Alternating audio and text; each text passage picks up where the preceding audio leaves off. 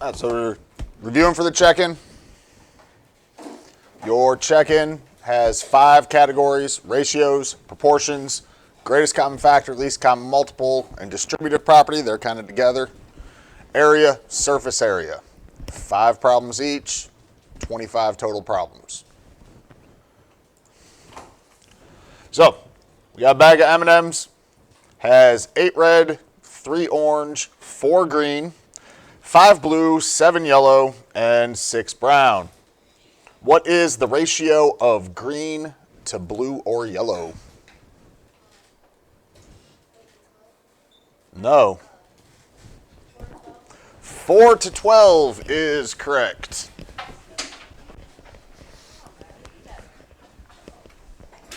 So you can see it says green, there's 4 green. When it says blue or yellow like that, it's going to include both of them. So 5 and 7, that makes 12. What is the ratio of red to total M&Ms? 8 to 33, that sounds right. So we got 8 to 33. Oh, I forgot to write, that was 5 to 12. Oh, 4, sorry. 4 to 12. Okay? With that first one, the 4 to 12, could be simplified. So if you get 4 to 12 and you don't see that as an answer choice, then you just got to simplify. There's probably about a dozen questions I could ask just from that scenario by changing how the proportion, or not the proportion, the ratio looks. Order matters for ratios, okay?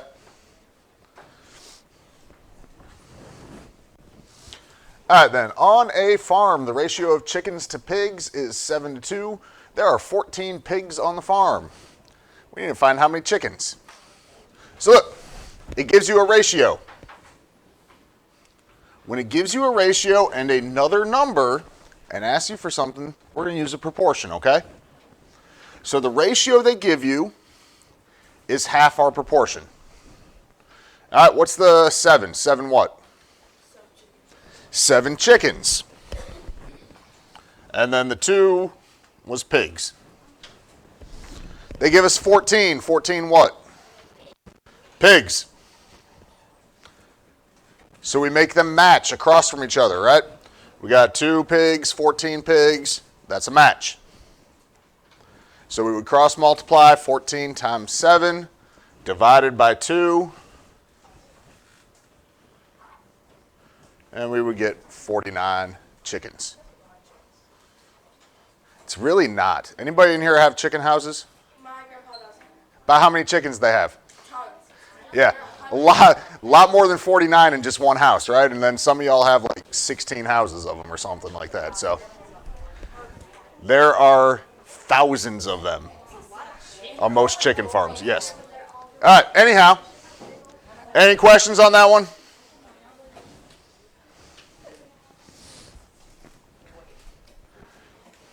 All right, for these problems, like I said, they kind of lump them all together. So this is 3 problems up here. Greatest common factor. Most of these problems are on the calculator active, okay?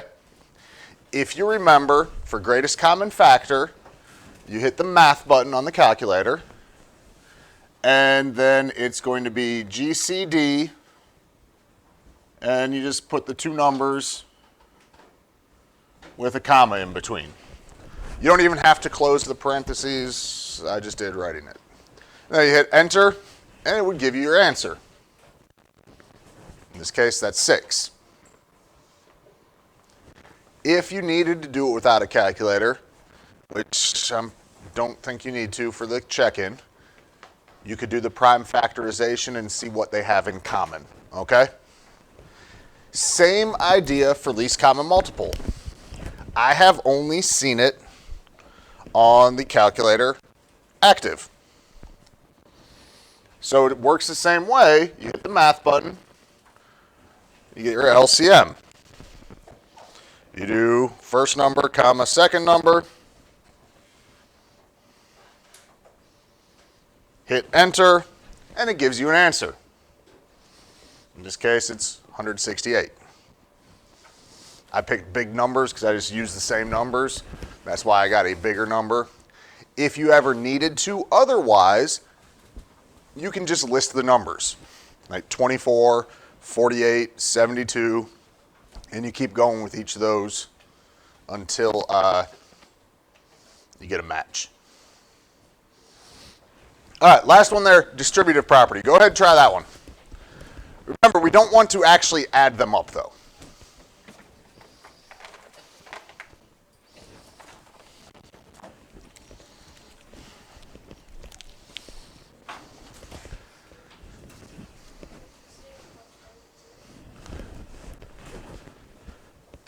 We get 56 plus 32. What type of math are we doing for this? Multiplying. You take what's in the front, and it gets distributed. It gets basically passed out to what's on the inside of the parentheses. And when you do that, you're multiplying each of those numbers. So 8 times 7 gave us 56. 8 times 4 gave us 32. That's the part you gotta be most careful for, is sometimes kids seem to forget that second multiplication. Any questions on any of those three?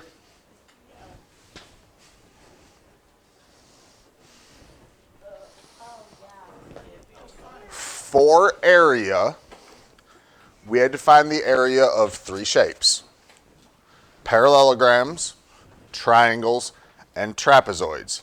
You should already know how to find the area of a rectangle. What's the formula for area of a rectangle? Base times height or length times width, both are the same thing for a rectangle. All right, for a parallelogram, what's the formula? Base times height. What you need to remember is this line here, that diagonal line, is not the height. The height needs to make a 90-degree angle with the base. So you'll see a little square there. Base and height need to make 90-degree angles. So our height would be there. Base would be either all the way across the bottom or all the way across the top. All right, triangle. Base times height divided by 2. Same idea here. We don't use diagonal sides for area. So our height is going to make a 90-degree angle with the base. All right, trapezoid's the weird looking one. Yeah, we got to add the bases. And you remember, that has to get done first. So when they write the formula, it's in parentheses like that, okay? Divided by 2 and times the height. Same with everything else. We need that 90-degree angle for the height.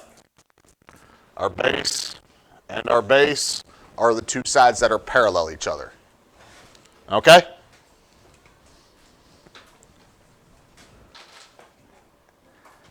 I would guess, based on, you got 5 problems that are going to be area problems, you're going to get at least one of each shape, okay? Those should, as long as you remember these formulas, should be easy ones, hopefully, right? All right, last thing was surface area.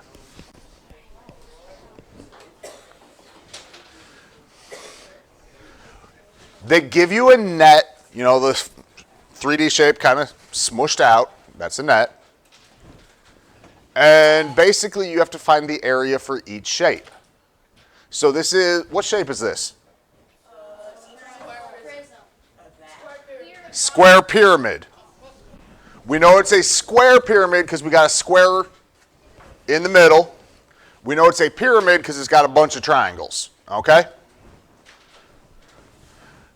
So if we do this in pieces, I usually start with the square. What's the area on my square? 36. Hopefully everybody's good on that. 6 times 6. All right, now for the triangles. What you got for the triangle? 27. 27 is correct, and all of them are going to be the same. So you don't have to figure it out for each of the four, okay? The way we got 27, we had 9 times 6, base times height, divided by 2. You can do this in different orders. Like if you didn't have a calculator, 6 divided by 2 is 3, 9 times 3, 27. Now what do we do? Add them all together. So we got 27 plus 27 plus 27 plus 27. That should be 108, I think.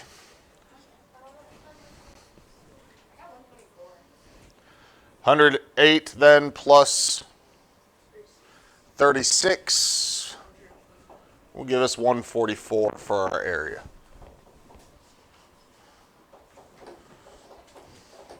Okay?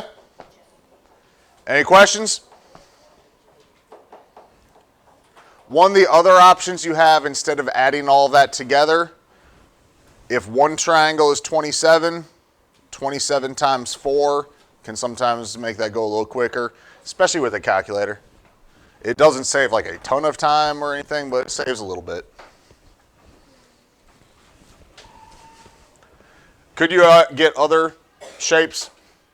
Yeah, we could get a square or rectangular prism. We could possibly get triangular pyramid or a triangular prism or something like that. I would bet for sure you have one of these though, okay?